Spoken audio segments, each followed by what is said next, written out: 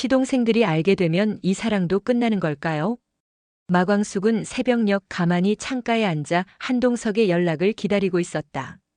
오늘도 마 대표 생각만 하다 하루가 다 갔습니다. 는 그의 문자에 마광숙은 웃음 짓다가도 이내 표정을 굳혔다.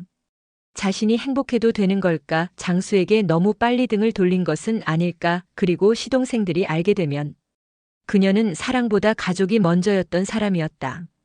장수와 함께한 시간은 짧았지만 뜨거웠고 그의 죽음 이후 술도가를 지키는 것이 곧 자신이 장수를 위해 할 수 있는 마지막 책임이라 믿어왔다. 그런 그녀가 사랑을 다시 시작한다는 건 마치 그 책임을 져버리는 일처럼 느껴졌다. 특히 첫째 시동생 오천수는 누구보다 장수와 돈독했던 사람이었다. 오천수는 무뚝뚝한 사람이지만 누구보다 잘 헤아리는 사람이었다. 그는 우연히 한동석과의 전화통화를 엿들었고 동석이 마광숙에게 형수님을 평생 지켜드리고 싶다고 말하는 것을 듣고 말았다. 오천수는 충격을 받았지만 동시에 안도했다. 이 복잡하고 상처 입은 가족 안에서 누군가 마광숙을 따뜻하게 대해주는 사람이 있다면 그보다 고마운 일도 없을 것 같았다.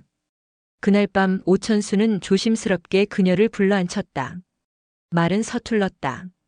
손끝이 떨렸고 뜨거운 차를 앞에 두고도 마시지 못한 채 망설였다. 결국 입을 연 건 마광숙이었다. 그 사람 한동석 회장님, 제가 마음을 주었습니다. 너무 미안한 마음이지만 그 사람이 있어 숨을 쉴 수 있었습니다. 그러자 오천수는 조용히 고개를 끄덕였다. 형수님, 그런 얼굴 오랜만에 봅니다. 형 떠난 뒤로 매일 기계처럼 사셨잖아요. 사람답게 사는 것도 필요합니다. 장수 형도 하늘에서 이해할 겁니다. 그 말에 마광숙은 한동안 아무 말도 하지 못하고 눈물을 삼켰다. 이해와 응원이 담긴 말이 오히려 더 큰 죄책감으로 되돌아온다는 사실이 괴로웠다. 한편 독고세리는 집을 나간 이후 아버지 독고탁과 연락을 끊고 있었다. 오범수의 곁에서 스스로를 돌아보며 조금씩 진짜 독고세리로 살아가는 법을 배우고 있었지만 아버지의 그림자는 여전히 그녀의 삶에 무겁게 드리워져 있었다. 독고탁은 점점 초조해졌다. 세리가 가출한 이후 신라 주조 내부에서 그가 은폐해온 각종 불법 회계가 드러나기 시작했고 곧 감사가 들어올 상황이었다.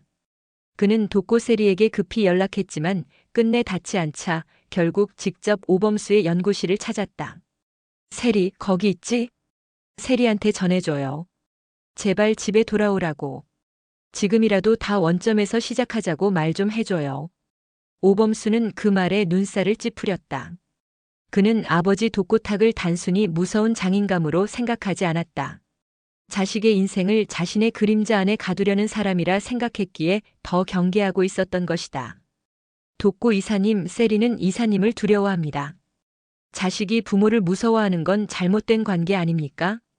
그 말은 독고탁에게 망치처럼 내리꽂혔다. 그는 아무 말 없이 돌아섰고 오범수는 그 모습에서 처음으로 한 인간의 후회를 본 듯했다. 그날 밤 독고세리는 고발장을 쥔 채 고민에 빠졌다.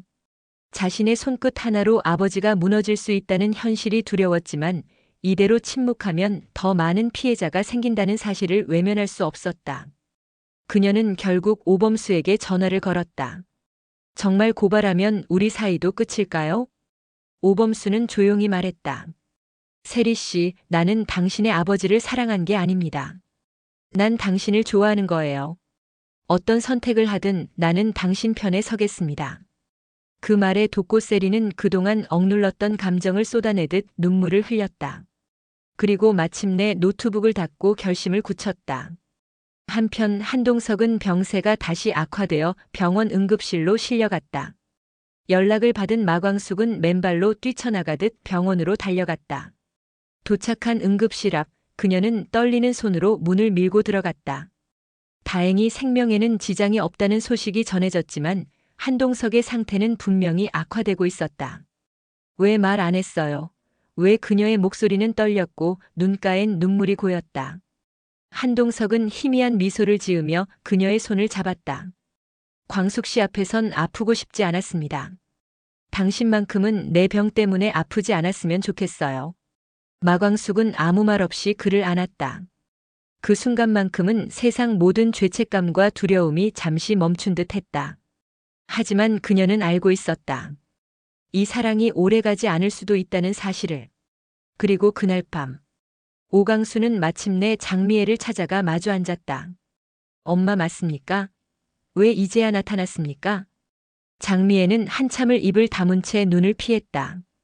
그리고 마침내 떨리는 목소리로 말했다. 버린 게 아니야. 너를 지키고 싶었어. 미혼모였던 나는 내 인생을 올가맬 것 같았어. 하지만 오강수는 냉정하게 고개를 저었다. 당신이 만든 선택이 내 인생을 바꿨어요. 당신을 엄마라고 부르지 않겠습니다. 그날 이후 장미애는 집안에 스스로를 가뒀다.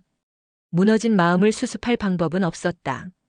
그리고 다음 날 새벽 마광숙의 핸드폰에 메시지 하나가 도착했다.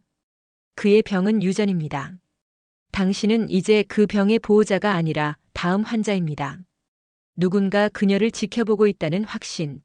마광숙은 주변을 둘러봤지만 아무도 없었다. 그리고 문득 그녀는 느꼈다. 진짜 고통은 이제부터라는 것을. 지금까지의 내용은 개인적인 상상력을 바탕으로 한 리뷰이며 실제 방송과는 다를 수 있음을 알려드립니다. KBS의 주말 드라마 독수리 오형제를 부탁해는 매주 토요일, 일요일 저녁 8시에 방송됩니다. 다음 이야기가 궁금하시다면 구독과 좋아요, 알림 설정을 잊지 마세요. 지금까지 미리 보는 오늘도 드라마였습니다. 감사합니다.